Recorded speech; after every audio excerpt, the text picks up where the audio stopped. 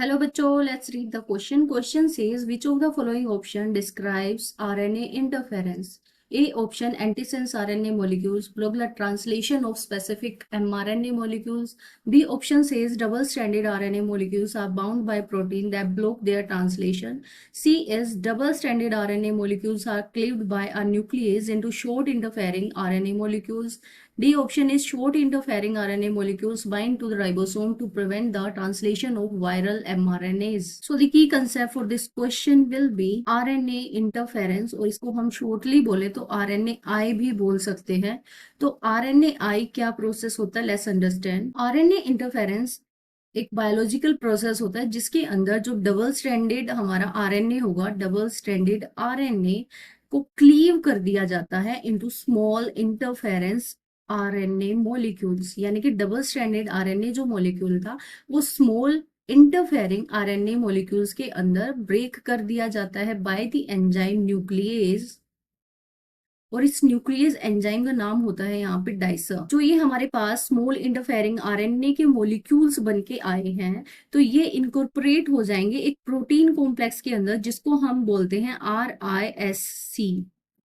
और इसकी अगर फुल फॉर्म देखें तो it is RNA induced, so it is RNA induced silencing complex. अभी जो RISC है वो फर्दर बाइंड कर जाएगा with the complementary RNA molecules के साथ, सीक्वेंस के साथ. RISC किसके साथ बाइंड करेगा? It will bind with the complementary mRNA sequence के साथ. ये क्या कर जाएगा, यहाँ पे बाइंड कर जाएगा. After binding with the complementary mRNA sequence, यहाँ पे क्या होगा, डिग्रेडेशन हो जाएगा और प्रिवेंशन हो जाएगा यहाँ पे ट्रांसलेशन का. मीन्स यहाँ पे अब कोई ट्रांसलेशन नहीं होगी. अगर ट्रांसलेशन नहीं होगी, जीन नहीं बनेगा, तो जब जीन नहीं बनता देन जीन एक्सप्रेशन भी नहीं हो पाएगा. There will be no gene expression. और इस जीन एक्सप्रेशन ना होने की वजह से जो टारगेट जीन है वो यहाँ पे हमारा क्या हो गया, इट विल साइलेंस. यानी कि जो आरएनए इंटरफेरेंस का पूरा प्रोसेस है वो करता क्या है, it will silence the target gene. ये जो टारगेटेड जीन होते हैं ये एसोसिएटेड होते हैं विद एनी वायरस. किसी वायरस से एसोसिएटेड हो सकते हैं या फिर कुछ अदर एलिमेंट जो होते हैं हार्मफुल एलिमेंट सेल के अंदर, तो उनको ये टारगेट करके साइलेंस करवा देता है. ये एक पूरा की कंसेप्ट है हमारे आरएनए इंटरफेरेंस के प्रोसेस का.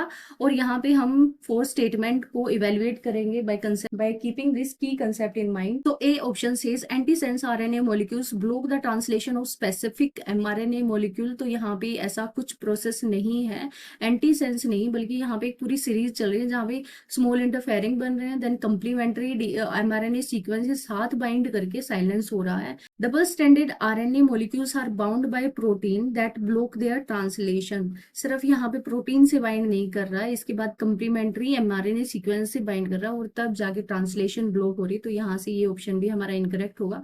Double stranded RNA molecules are cleaved by a nuclease into short interfering RNA molecule. तो हमने अभी तक जो भी प्रोसेस किया था हमने देखा कि ये जो स्टेटमेंट दे रहे हैं वो करेक्ट है कि डबल स्टैंडर्ड RNA मॉलिक्यूल को यहाँ पे शॉर्ट इंटरफेरिंग RNA मॉलिक्यूल के अंदर क्लीव कर रहे हैं बाय द एंजाइम न्यूक्लियस, जिसको हमने डाइसर के नाम से पढ़ा था.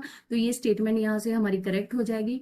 डी ऑप्शन से short interfering RNA molecule bind to the ribosome. Ribosome के साथ तो यहाँ पे बाइंडिंग ही नहीं हो रही, यहाँ प्रोटीन कॉम्प्लेक्स के साथ बाइंड कर रहा है. So the correct option for this question will be C option that says double stranded RNA molecules are cleaved by a nuclease into short interfering RNA molecule. I hope you understand this very well.